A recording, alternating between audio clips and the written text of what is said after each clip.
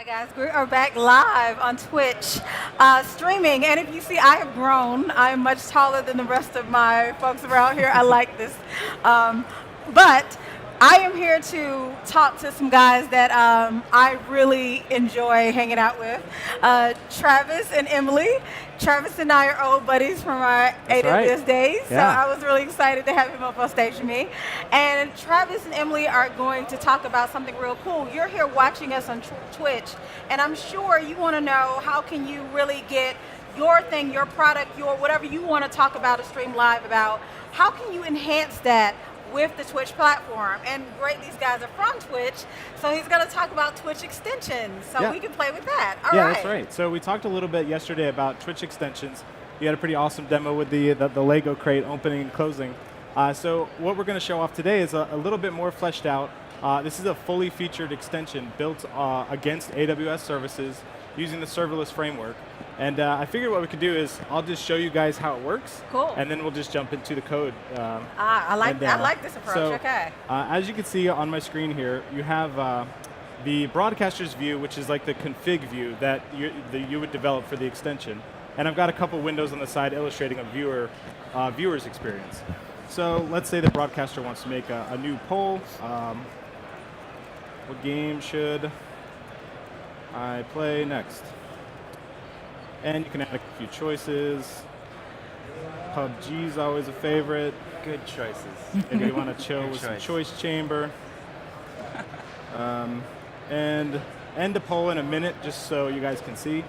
So this will actually goes to the EBS on Lambda, and then a WebSocket's going to fire to all the viewers to give them the choices for the poll. So let's say we have one person wants to play PUBG, two people want to play PUBG, and then you have a third voter that wants to see Destiny 2. So right now, all those votes have been tallied. We'll talk a little bit about how that actually works, but in the meantime, it's going to count down to the end of the poll, and then the results will be beamed to all the viewers. Nice. Can I do this real time? Like, hey, everyone's deciding what to play. They've come into my Twitch stream, and I want to go, hey, I want to, instead of having these canned polls, can I go as an administrator and go, oh, I can quickly do this. You already have some of these templates. Is this something that I can, already have keyed up?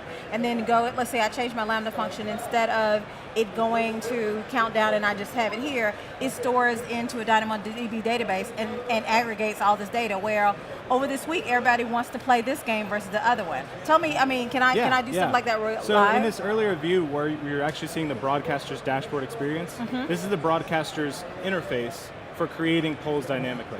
Okay. So the broadcaster's choosing what the polls are, and then it will actually go out to DynamoDB, and all the tallies, the votes will be tallied, and then they'll be shot back down to the clients. So you see like the timer is up. Right now there's a periodic function that's going to query DynamoDB for results. Okay. And then it's going to use the pub subsystem on Twitch to send the results back to the clients. Very nice. Okay. And this, great. So this is already all done for us. Yeah, so plan is to release the source code for this. This is a code sample, so you guys can get up and running. So you see our results came back in. So PUBG wins. And this would be the experience that all viewers would have in real time using WebSockets. Nice. Yeah.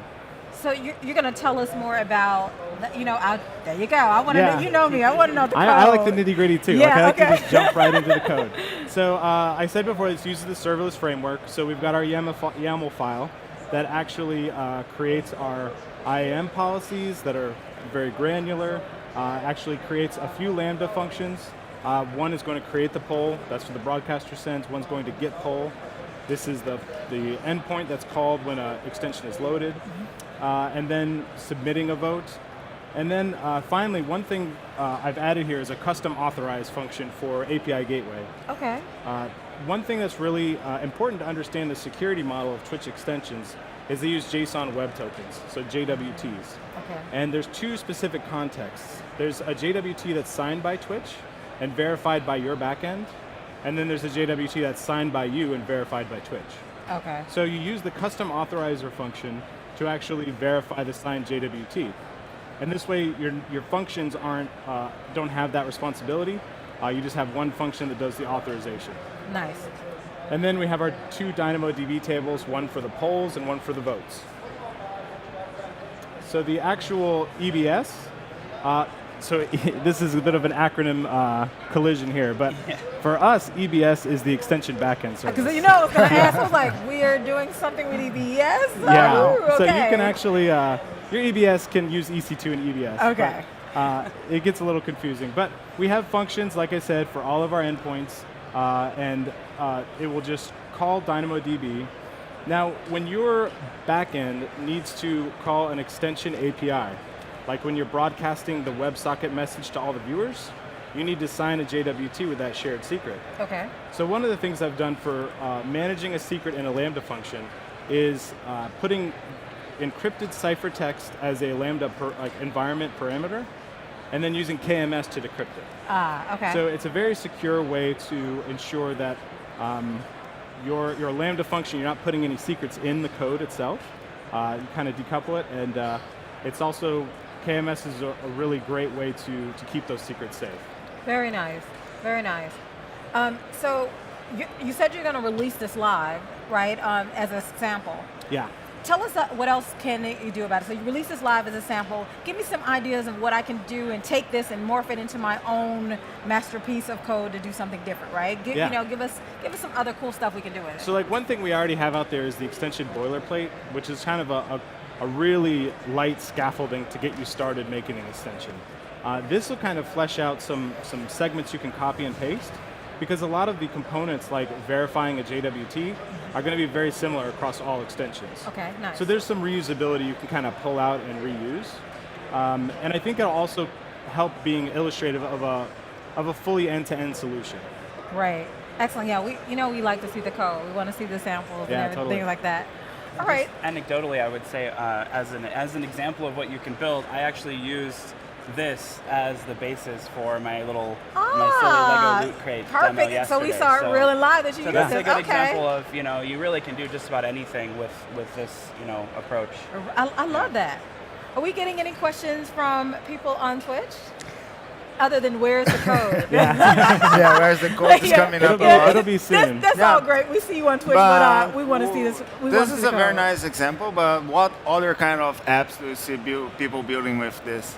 Yeah, so we see a lot. We see like Muxy and Streamlabs having very polished experiences where broadcasters can have loyalty points. They can display their top cheerers.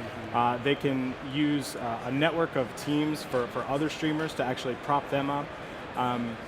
Hearthstone deck trackers are really awesome. So as somebody is playing Hearthstone, you can mouse over it and get more information about the cards that are being played. Ah, nice. That's interesting. It's really, or Destiny 2 has a gear tracker. So while the broadcaster's playing, you can actually see their build out for their character.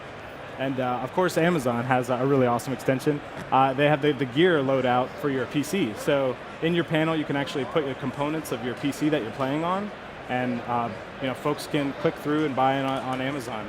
So we're talking about the code. So I want to get into what. Let's say I am building a game, and games can be built in all kinds of languages, right? Yeah. We have all kinds of engines. We talked about this before. What engines and other things can I infuse with this? So I'm building a game. I'm using one of those popular game engines. How easily would it be for me to plug some of this great code into that where things get dynamically spawned? Yeah. So there's actually a few different ways, and what's really awesome about extensions is they're not just for big developers. Like anybody can go out there and create an extension. So if you have a game and you have your own game server API that's open, we've seen a lot of third-party game extension development being made, like that Destiny tracker, and there's a PUBG tracker as well. And so if you're a game developer, you have the option of building your own extensions, or you can release an API that extension developers can build community-driven extensions from. Nice. So are there some of the bigger game engines, are there already extensions you guys have built or examples of how you can integrate well in building those extensions, or should we just go out there and play? Yeah. Okay. So first of all, go out to the extensions page. You can actually see there's hundreds of extensions now you can actually install on your channel. And if you go to dev.twitch.tv, you can learn more about how extensions are built, the documentation, and what is actually needed to construct these different components. Very nice. And then hopefully once this sample is out, it'll be a little more illustrative of it in practice. Well, you're letting us borrow your code. I won't say steal, right? You're letting us borrow your code. Yeah, you to guys enhance can have it. Yeah, we'll be nice. Any other questions coming through at Twitch? No, I guess that's it. Excellent. So, I have one more question. All right, shoot. get him. And I don't really know how else to put this, but how does it feel to be so awesome? You know, I wake up every morning and I still haven't figured that one out. So I'll get back to you on that. You wake up in Atlanta every morning. That's right. We're representing the Southerners out here today. Right. That's right. So it is excellent, fantastic to have these guys on. You have any questions for them, please ping it on their platform, Twitch, that they play around with every day, the fun stuff. And we look forward to seeing you live with more launches on Twitch later on. Thanks, guys. Thank you.